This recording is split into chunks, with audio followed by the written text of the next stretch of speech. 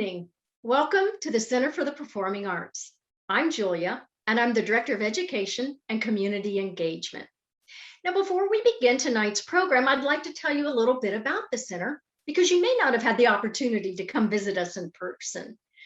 We are located just north of Indianapolis, Indiana, in the beautiful city of Carmel.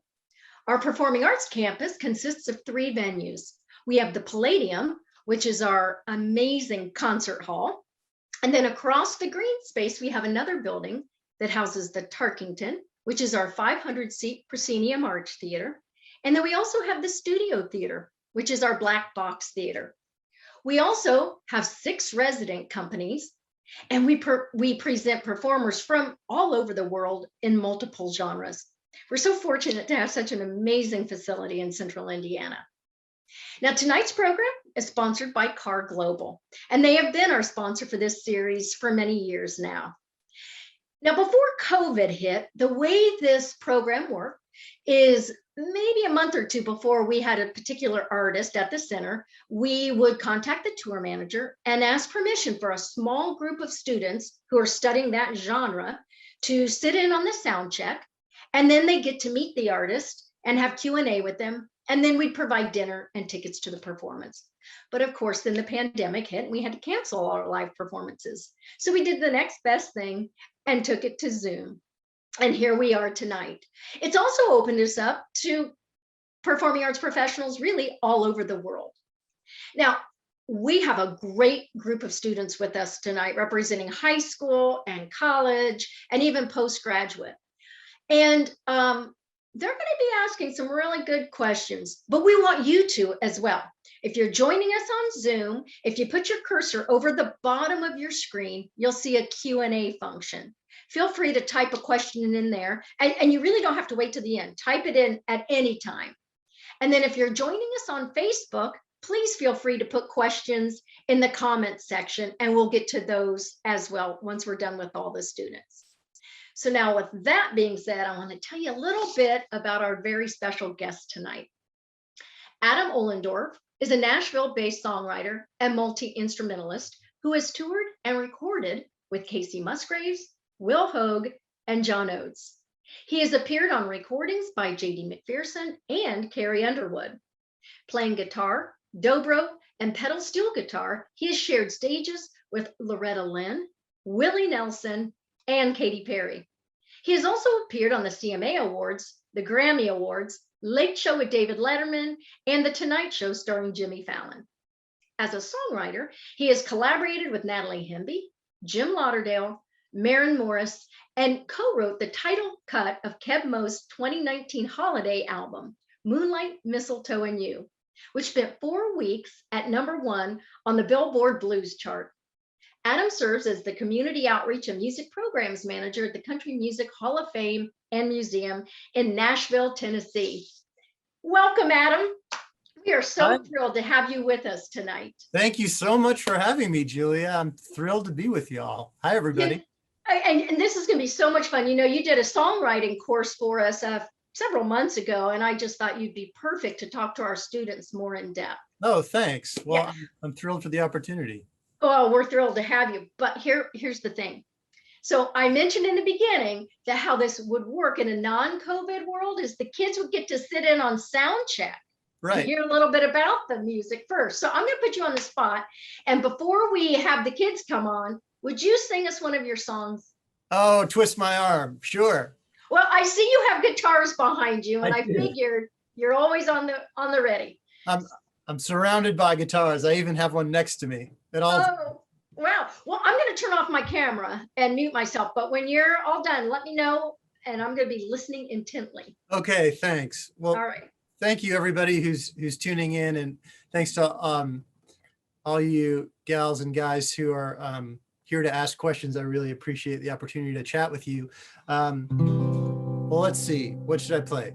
I'm going to play a song that I wrote pretty recently, actually, and I do a fair amount of co-writing with other songwriters, and oftentimes we're writing for someone else. But this is a song that I wrote by myself, kind of for myself, on a day when I was feeling a little down in the dumps, and in particular was sort of comparing myself to a friend, a colleague who seemed to be kind of, I don't know, having more success than me, if I can be perfectly vain. And also is quite a bit younger than me. And I thought to myself, well, maybe I'm just a little bit of a late bloomer, which I always sort of have been in life, I suppose.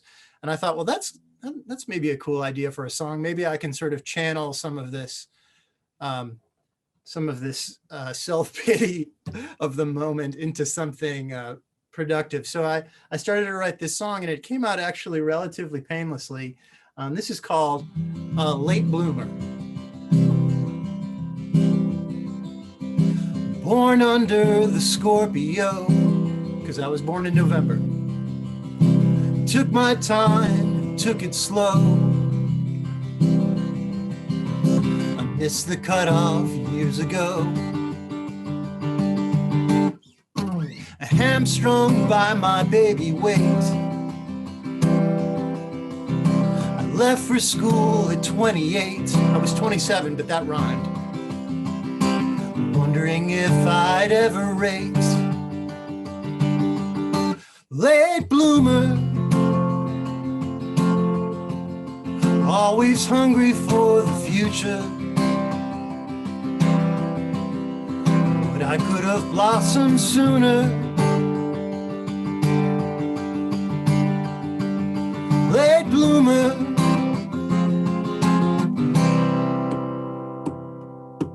envious of prodigy. All my friends commodity, 'cause some of my friends are country stars. I embrace my oddity, wait to break my news.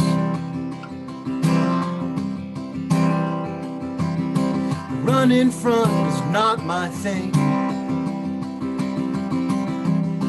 Still my hat stays in the ring. This could be my time to sing. I better not hit snooze. Late bloomer, always hungry for the future. I could have blossomed sooner. Late bloomer, sowed my oats and had my fun. Married off at 41. Late bloomer, always hungry for the future. I could have blossomed sooner. Late bloomer, late bloomer.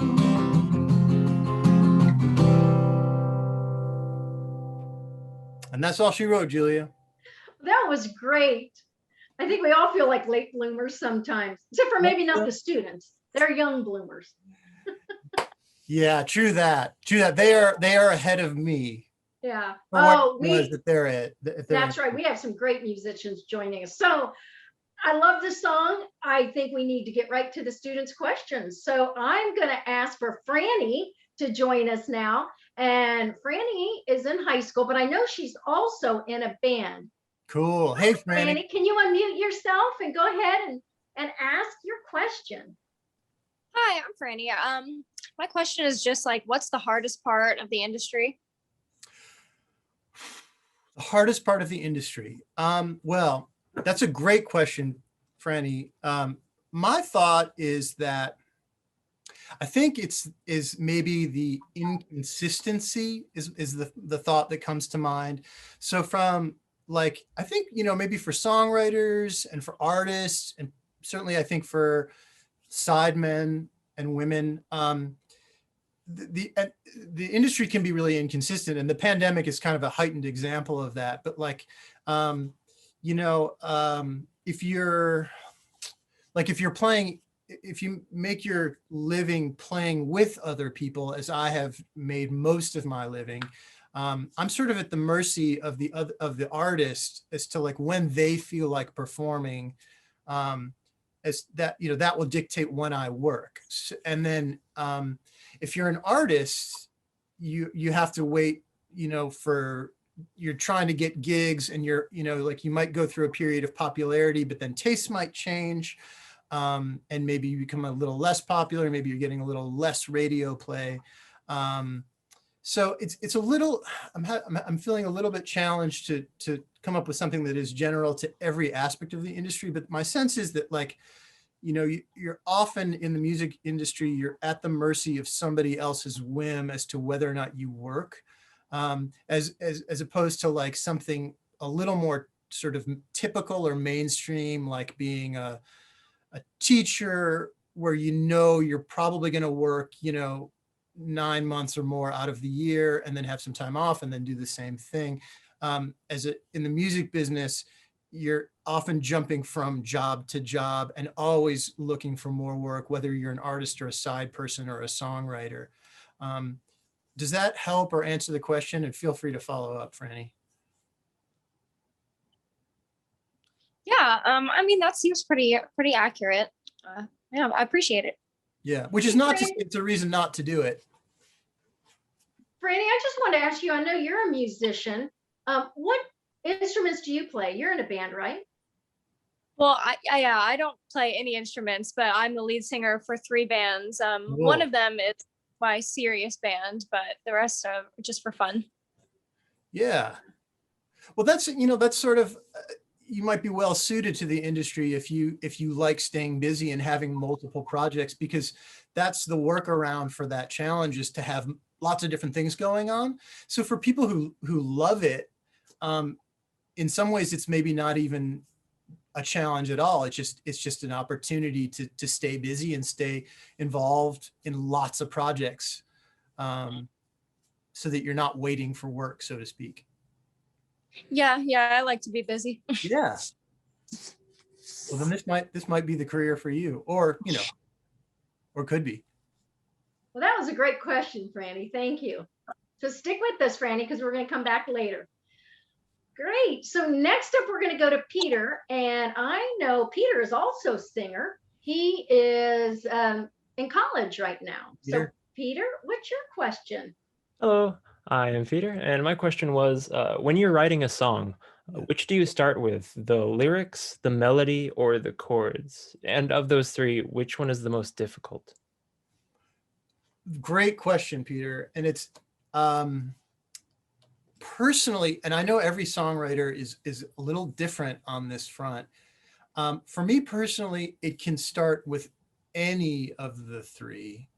For me, it tends to start with me with the lyrics. I tend to, because I was a literature major in college, and have always been kind of, I don't know, verbal, I guess, and all songwriters are, and I'm sure you're a songwriter, but I tend to start with the words.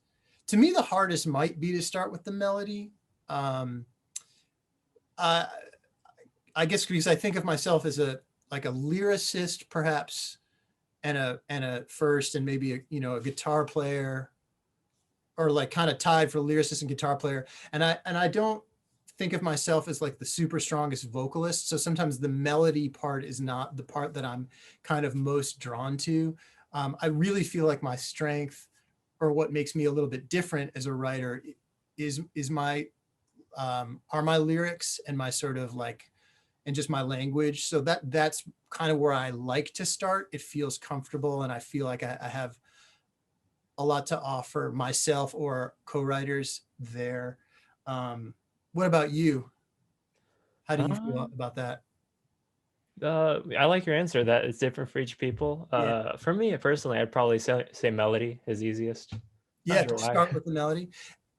I've heard James Taylor, who's one of my favorite songwriters, and just an incredible songwriter.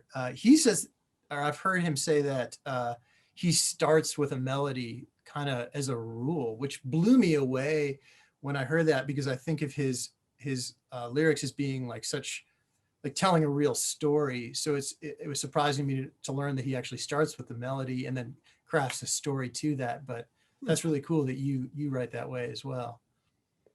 Well, thank you for your time. I appreciate it. Sure. Thanks for your great question. And sometimes I will start with something on the guitar and that'll inform what I'm doing. But yeah, for me, it's usually the lyric. That was a great question, Peter. And Peter's a great singer, so he's very talented. Yeah. Yeah. So next up we have Cooper. And Cooper is also a high school student. Cooper, can you go ahead and join us? Hi, Cooper. Hi. How are you? Good. How are you? I'm doing all right. Good. Good to see you. So I guess my question would be, as an artist, like, how do you measure, what's the word I want? How do you measure like your progress? Yeah. Well, a few ways, and that's a great question because it's kind of a balancing act between being too self-critical on the one hand, but then also you want to be self-evaluative so that you can know that you're making progress. I think for me, one way that I think I measure progress is by listening, like recording myself and listening to that, and or listening to recordings that I've made with other people and kind of just asking myself whether they meet my own standards, because I think in the beginning they probably didn't, and still sometimes they don't, but maybe like over, I'll keep recording myself, day in and day out with something and see if that improves. So recording is a big part of measuring progress. Another way that I think I've measured my progress over time is by kind of looking at the people that I'm collaborating with, and I think there was a time, to be quite honest, maybe at the beginning of my career where I felt like I was maybe disappointed with the caliber of musicianship, to be quite honest, of the people I was collaborating with, perhaps before I kind of became a professional musician, and I was afraid that I might be stuck there, collaborating with players who didn't inspire me. And over time, I noticed that I was collaborating with people who really did inspire me, like playing in bands with people or writing with people who I thought were really musical and whose music I really enjoyed. So that's a big way I think I've measured my own progress, is looking at the people that I'm working with and saying like, wow, it's really fun to work with these people. It's really inspiring to work with these people. I really like the way they sound. I must be doing okay. Yeah.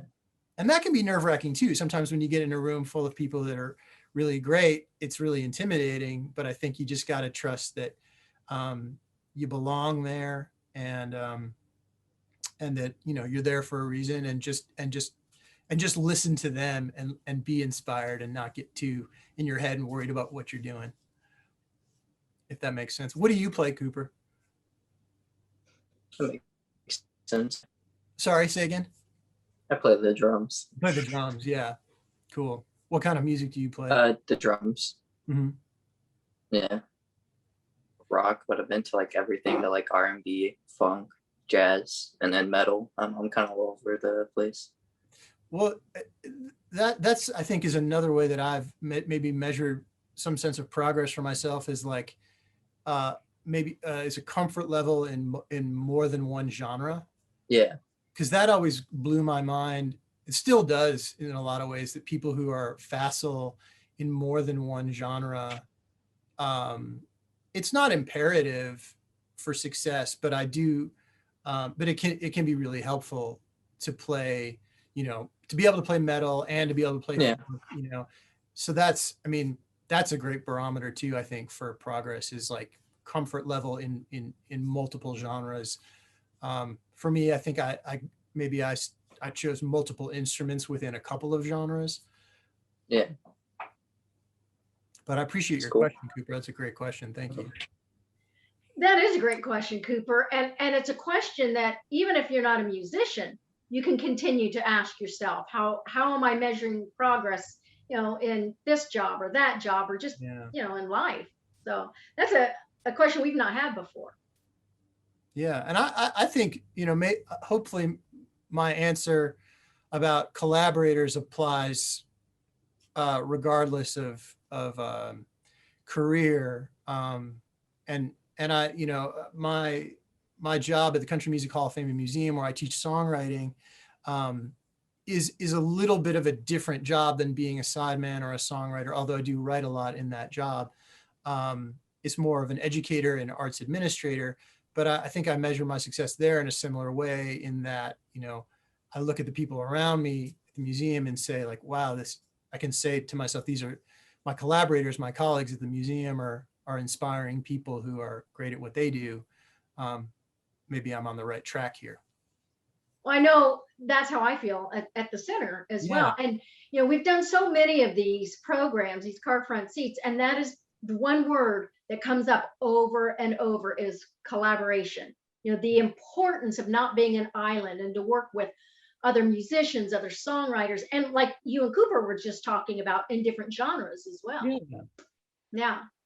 Okay, so great. So next up we have Ray, and I believe Ray goes to North Central High School, which is here in Indianapolis. Ray, and I think you have two questions. So I'm going to go ahead and put you on the spot and let you ask both of those questions right now. Awesome. Good to see you, Ray. Okay, good to see you too. So my first question is more about the country music industry in general. So like, are you seeing or have you seen any changes in the industry as a response to the social justice and equity issues across the country, like the representation of women and minorities? I think I have. Yeah. I think as, the country has been waking up in the last couple of years to issues important to women and to minorities, which really should be important to everybody, I think. I think I've seen a kind of a similar awakening in country music. I think we're seeing more artists of color and more women represented. I don't think it's enough, but it's an improvement, I believe. And I'm noticing also what do you think? Are you seeing something similar? Oh, I was just agreeing with you. Yeah. I mean, sorry, go ahead. Yeah, I wasn't really saying. Well, I heard like feedback. It wasn't me though. Gotcha. No worries. I didn't want to interrupt you. I haven't been saying anything. Cool. I notice there's like a lot more press attention, I think, being paid to artists like Rissy Palmer, to Brittany Spencer, to Mickey Guyton, to Rhiannon Giddens, to Kashana Armstrong, and who have been doing amazing things for a long time. But I think now the industry is paying closer attention to what they're doing and highlighting what they're doing. I want to be careful here because, I'm representing the Country Music Hall of Fame and Museum, and, I have my own, I guess, thoughts and feelings. I mean, I think the museum is doing more and more to showcase these artists, and and many of them are featured year after year in our American Currents exhibit, which is awesome. I feel like country radio is still kind of a little bit behind the times, but I think commercial radio is always gonna have issues. It's commercial radio is there. I don't know. So there's work to be done, but the short answer is yes. I see improvements. Yeah. And thanks for that. Really important. Yeah. And then my second question was like, what's the probability of like the drummer being in I don't know how to say this, in like the recording studio, but also performing on stage with the artist? Like, how often do you see that? Wow, that's a very good question. How often do I see like the the people who are playing with the artist on stage, then performing or then recording with the artist in the studio. Sort of depends on the genre, and it depends on the sort of like the arrangement that the artist has with his or her bandmates. To be honest, in country music, it's not super typical for the touring band to play on the recordings, although, you know, there are many exceptions. But the more typical thing is there are sort of like touring musicians who play with the artists on the road, and then like studio musicians who play on lots and lots of records, and people who like tour for the most part, and people who stay home and play on recordings for the most part. But it's actually, there are quite a number of artists who use their band on some, if not all, of their recordings.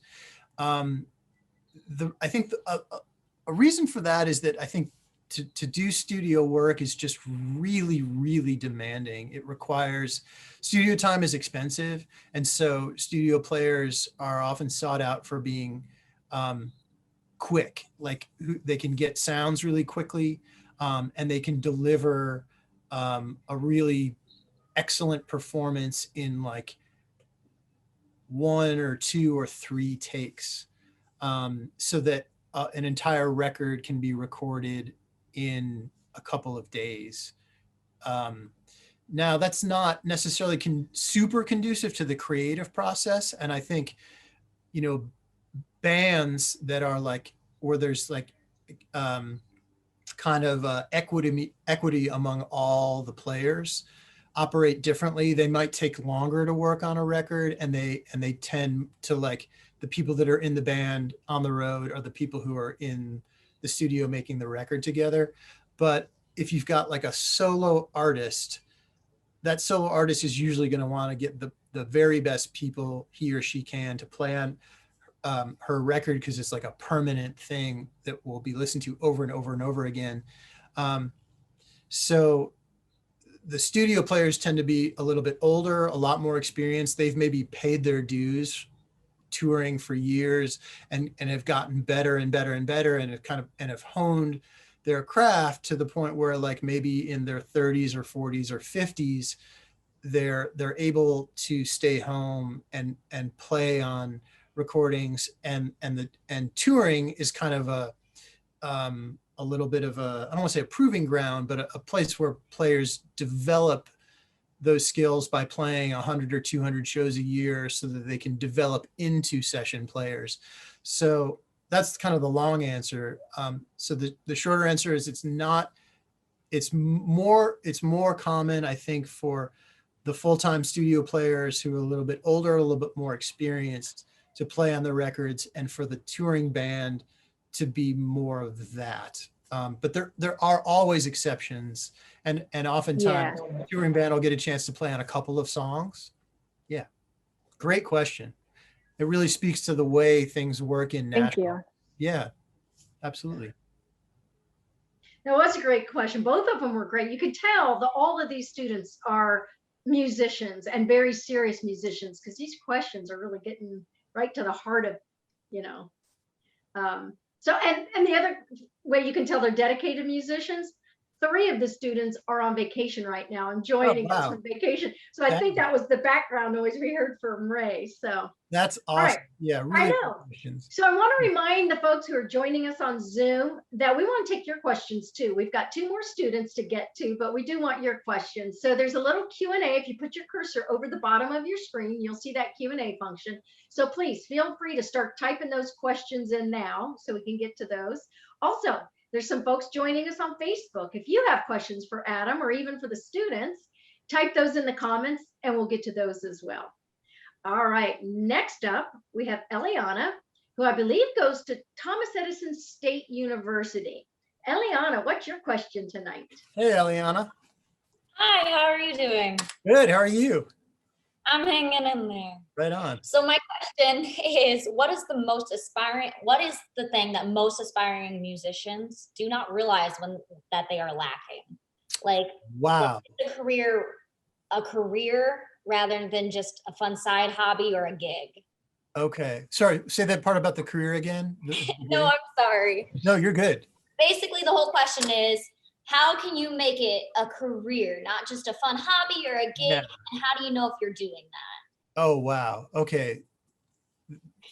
Such amazing questions, and definitely questions that I ask myself a lot. I think that I still ask myself, but I asked myself a lot when I was trying to, like, get from there to here to there. I think that the thing that the one thing that most musicians don't realize they're lacking, if I had to boil it down to just one thing, I would say time, and or like timing and groove. And I think most younger musicians don't practice. This is kind of just a little bit on the nerdy side, but nerdy is always good in music, or in any discipline, I think, is practicing with a metronome. And it's still something that I work on. I think most professionals, if they're not playing every day, then they're probably practicing with a metronome on their off days. Practicing with a metronome so that when you get in the recording studio or when you get in a rehearsal situation, you can play your part really in time, regardless of tempo. And it's not necessarily important to be a fast player, but I think being able to play with the band, and now more and more, so much music is made and even performed live to a click track. That's just stylistically where we're at with popular music. It used to be that bands would just go into the studio and record. The drummer would, keep the groove and everyone would play to the drummer. But now almost all music is recorded to a click track or to some sort of like programmed drum. So you have to, as an instrumentalist, you got to be able to lock into what's happening. And I'm doing a guitar motion, but whether you're a guitar player, a bass player, a drummer. So that's the short answer, is time. And that can really be solved by playing, either practicing with a metronome or playing along with a drum loop.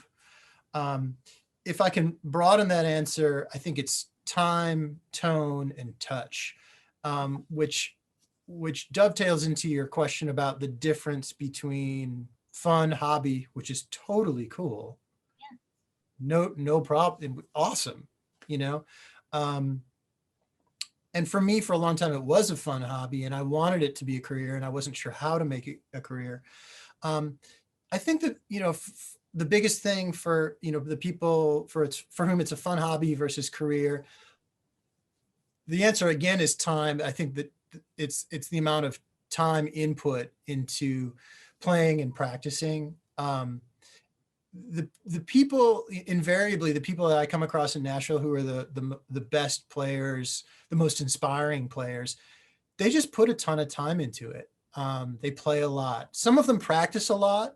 Some of them don't practice that much, but they play a lot with other people or along with whatever music they enjoy. I think whatever floats your boat, if you do it a lot, you're going to get better, and you're going to get better at whatever it is you're doing. One suggestion, what do you play, by the way, Eliana? I'm primarily a singer, but I play guitar. Gotcha. What would be like, let me ask you this, what would be like dream scenario for you, or like who has the kind of career that you look at and you'd be like, that's what I want to do eventually? Not that you want to be someone else, but like in terms of like kind of a role model. I'm kind of old school. I've never cared as much about the fame as I have about just giving people something to cry and emotionalize with. Yeah. Feel something. So I love Reba, Chris Stapleton, Brooks and Dunn. Awesome. Probably Amazing. Chris would be the number one answer. Cool. Sorry, what was the number one answer? Chris Stapleton. Chris Stapleton. Okay, so Chris Stapleton, great example. So like, I think that, what might separate an amateur from, or like a hobbyist from someone like Stapleton, again, like I want to say like time, tone, and touch. Chris has like just such a groovy way of singing. His phrasing is so cool. And I think that, I think that people who like become professional, spend a lot of time singing along with their favorite singers, like learning how to emulate them to a degree, which is not to say you want to like learn to copy someone or like you got to do exactly what they do, but like taking, you know, like learning elements of what they do and making them your own and doing them your own way. Something that I really love about Chris Stapleton as an artist is his guitar playing, and his guitar setup is pretty simple. It's like a guitar, a little amplifier, maybe he's got a couple of pedals, but he has the right equipment, and that's a big part of, to my thinking, is being a professional. And certainly in Nashville, a big part of professionalism in Nashville is having the right equipment. You don't have to have a lot of equipment. You don't have to have really expensive equipment, but like, you know, Chris Stapleton, he plays usually like a Fender Jazzmaster and a little Fender amp that's kind of just right. And maybe he's got a couple of pedals. I mean, so just as an example, not that you need to go out and buy a Jazzmaster and a Fender amp, but I look at, when I was trying to figure out how to become a professional, I spent a lot of time looking at the people that I looked up to and noticed that they tended to use similar equipment, Fender guitars, Gibson guitars, Fender amps a lot of the time, and, you know, or Marshall amps. And I'm dropping a lot of name brands, but I think by looking at the people who are there already, who are doing what you love, you know, as an instrumentalist, looking at their equipment is really important, and having that sort of professional equipment is really important. Can really separates, doesn't necessarily make you a professional, but having professional equipment helps a lot. It helped me a lot. It made it easier in a lot of ways. And then I think a lot of, you know, time and dedication. I think a lot of singers I know studied voice. You know, I think a lot of people grew up singing in family bands. Have you studied voice? I have. Yeah. Okay. So that's, you know, I think that's part of it, you know, is study. And I think also, and I'm rambling here, but I'll say this, and this, I think the biggest thing for me probably was finding mentors who were kind of at that level. And sometimes it's, you know, a mentor can be someone your own age, can be somebody younger even, but who's doing it at a level where you say like, I wish I could do it at that level, or I want to do it at that level, and connecting with that person or people and just kind of picking their brain, hanging out, watching what they do, or finding out how they developed. For me, that was super transformative. Okay. Yeah. Appreciate it. No, thank you so much Definitely. for all the advice, and thank you for taking your time to answer it. Oh, my pleasure. Amazing questions. Thank Yeah, you. for sure. That was great, Eliana. We have one more student question, and then, boy, questions are already being typed in. We've got several, so we'll have to try to get to all those as well. But our next up student is Krista.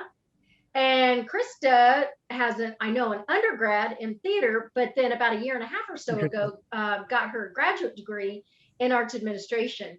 And I asked her to join us tonight. She also works at the center. So welcome, Krista. What's your question for Adam?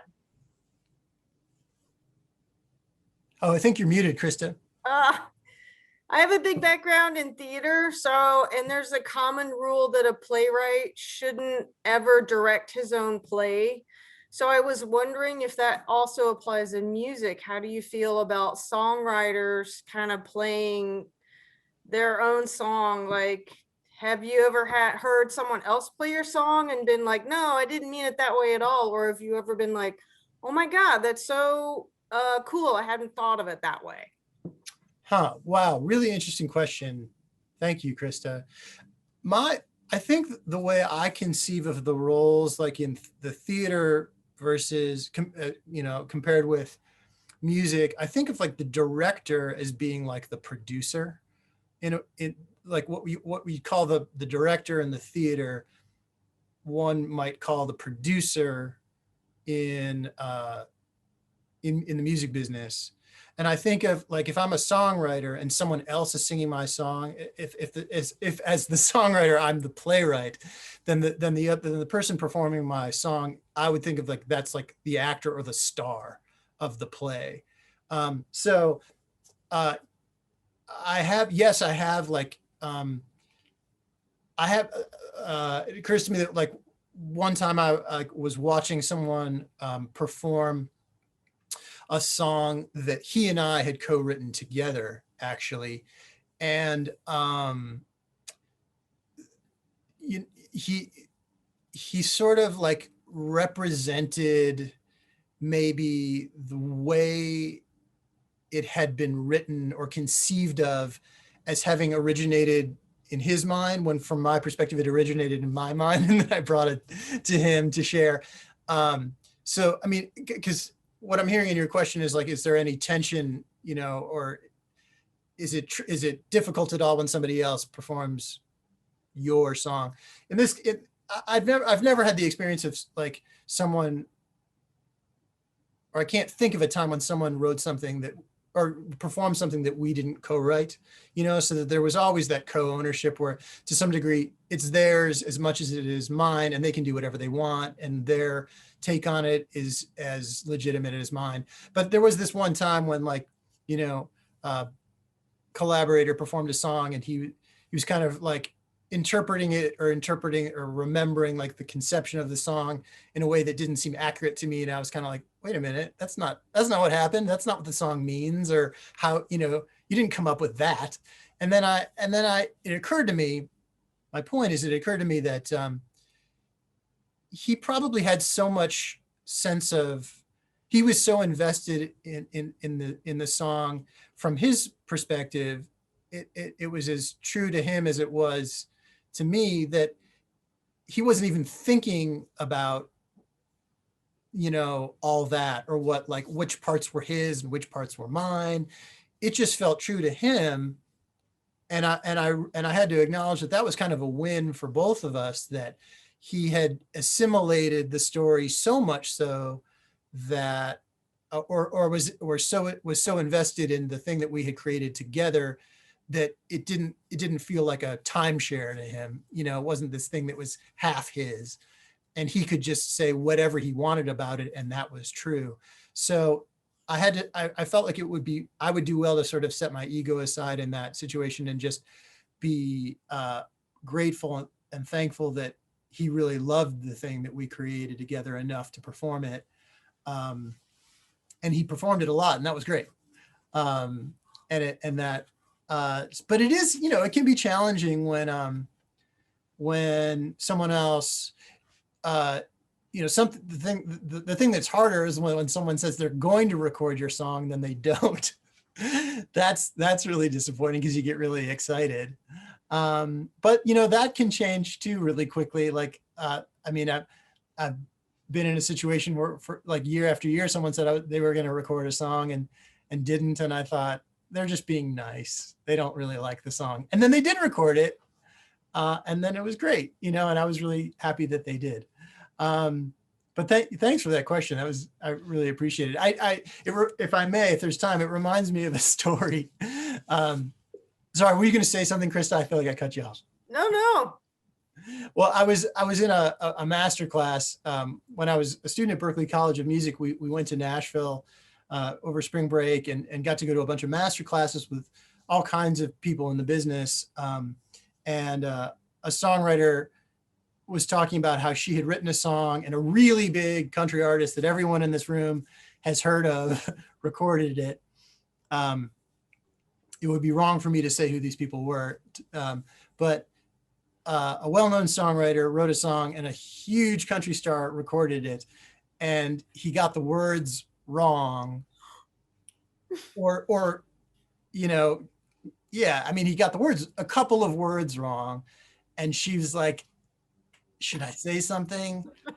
I'm not going to say anything. I'm just never going to say anything. She told us, a bunch of kids, I don't know why, but you know, to some degree, it's like, I think maybe the songs are like kids, and you put them out into the world, and you got to let them go a little bit. Yeah.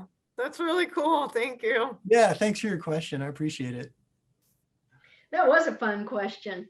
So we're done with the student questions, but we're going to bring them all back here in just a few minutes. Awesome. But we're going to do a rapid fire here. Okay, The cool. questions have been asked online. Well, here's one that's interesting. Sunny wants to know what percentage of Nashville recording sessions still use the Nashville number system for charts rather than standard music notation, and how much is it done by ear? She says that she has classical training, which she uses pop, country, jazz, theater, and R&B projects in LA. So the system for charts. Okay, so for anyone who might need a little context, in Nashville, so like if you do a recording session in Los Angeles, right, Julia? I know you know this, but for anyone who needs context, if you're playing on a song, like, especially back in the day, if you were gonna like go and play on a Frank Sinatra song in Los Angeles, as a guitar player, when you walk in, you would see notes on a staff telling you what to play, telling you which chords to play. And you would have to read those notes as if you were a piano player or a violin player or an oboist.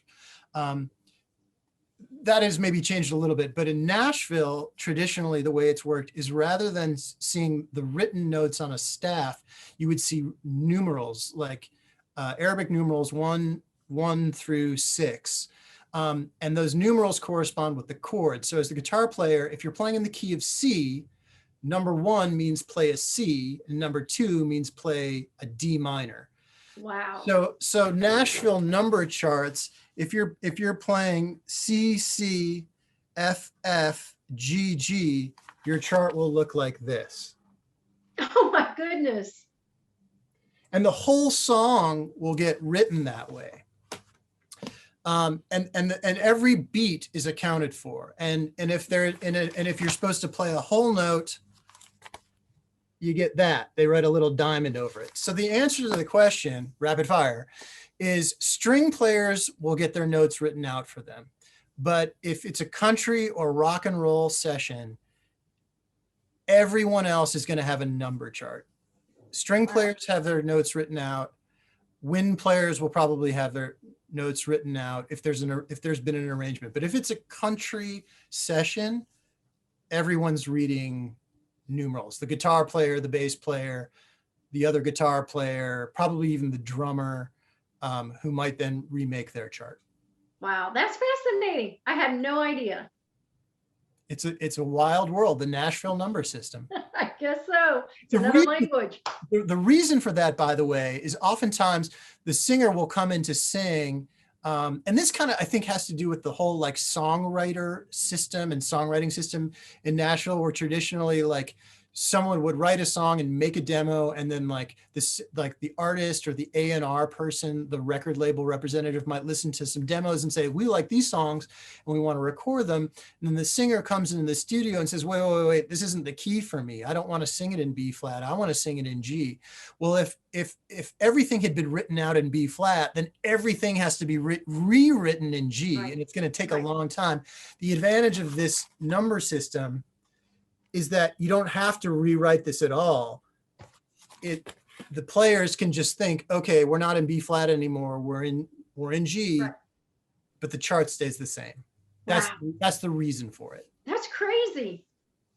Okay, we've got one on Facebook, and then I'll go back to the Zoom questions. Do you have trouble protecting your music? I'm assuming that's licensing question. Gosh, I have not. Well, I've had a little bit of trouble protecting my recorded music as a player. So for example, sometimes I'll play on something as a session player, like I'll play pedal steel on somebody's song. And then rather than hiring me to play with them, let's say on a late night program, they'll just take the pedal steel part that I recorded and put it in the tracks. Right. And then it feels a little petty to talk about, but it's, the people who went and, played live, they get the fun of playing live, and then they also get paid. And then the people who my track, I'm supposed to get paid. The rule is that everyone gets paid but oftentimes what happens is I'll hear it and notice it, and then I have to go to the union and be like, hey, I'm sorry to tattle on so-and-so, but can you track down this $300 for me? Right. That happens a fair amount. It's also a good problem to have. Like if you're in a situation where you're having to like chase around copyright or like someone using your music, it probably means you're doing pretty well, and it kind of just is the cost of doing business. Right. But that does happen. Yeah.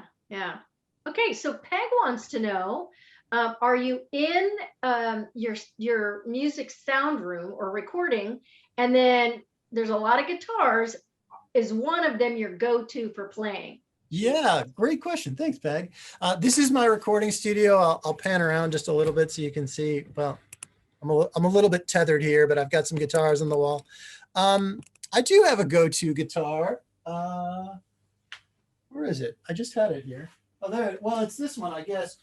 This is one of them. The one I was playing earlier is kind of my go-to acoustic guitar. This is a 1961 Gibson J45 that I bought when I was on the road with Kacey Musgraves. And then my other go-to is another Gibson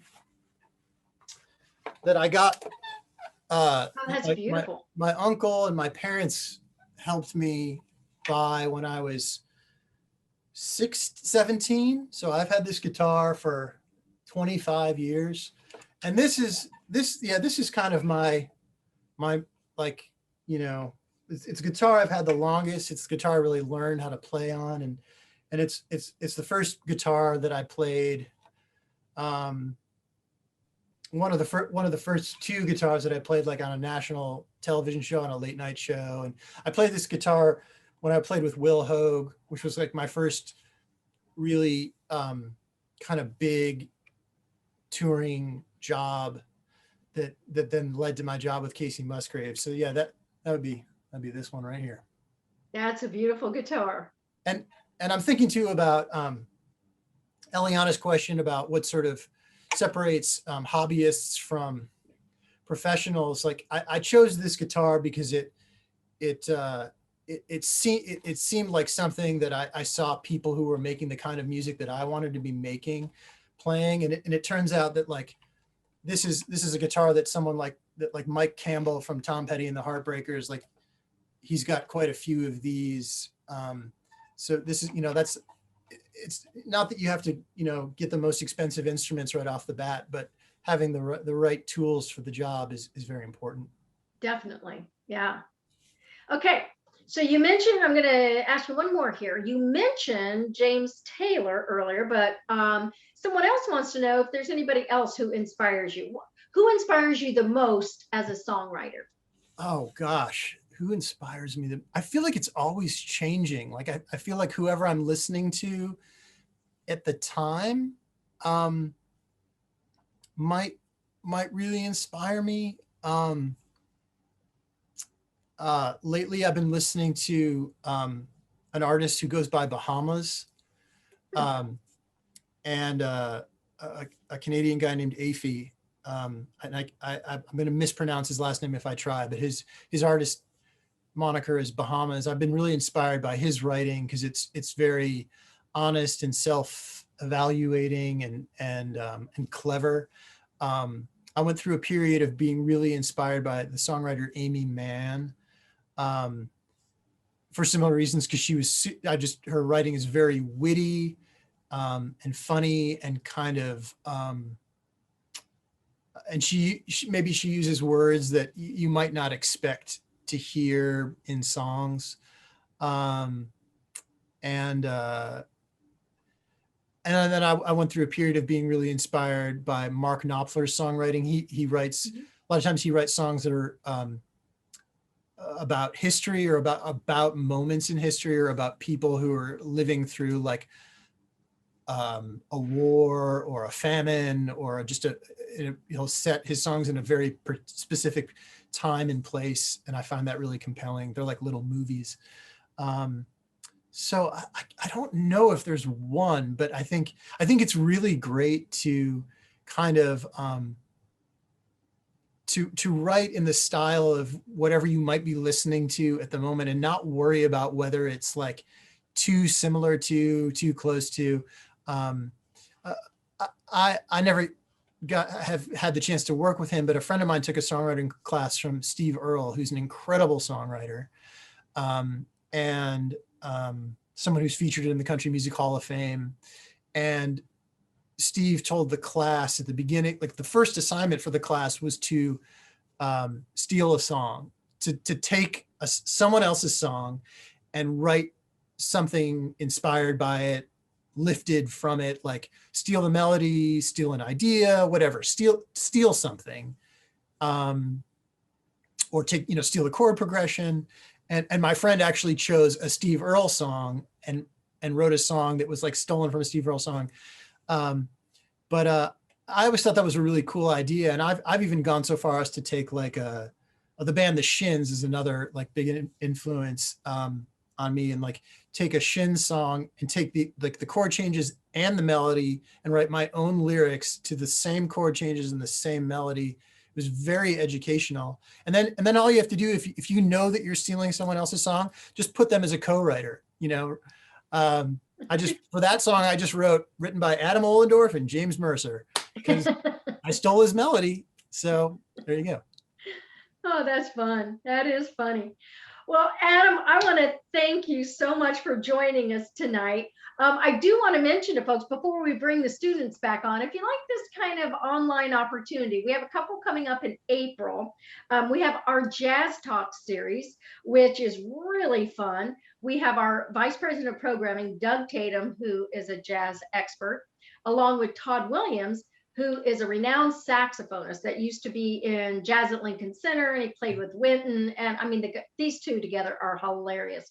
So April 13th, and the topic will be Great Encounters, and that's free, just like this. You can join us through Zoom or on Facebook. And then another series that we have is our Performing Arts Connect series. And that's, Adam did a songwriting session for us several months ago. Our one in April on the 20th is with Manhattan School of Music, a great organization. And the program they're going to be doing is Hamilton to West Side Story, exploring the American experience through song. So if you like Broadway, you like music, that would be a great program for you to register as well. So with that being said, I'd love it if the students could turn their cameras back on so we could thank you all for joining us. There they are. What a great looking group of musicians.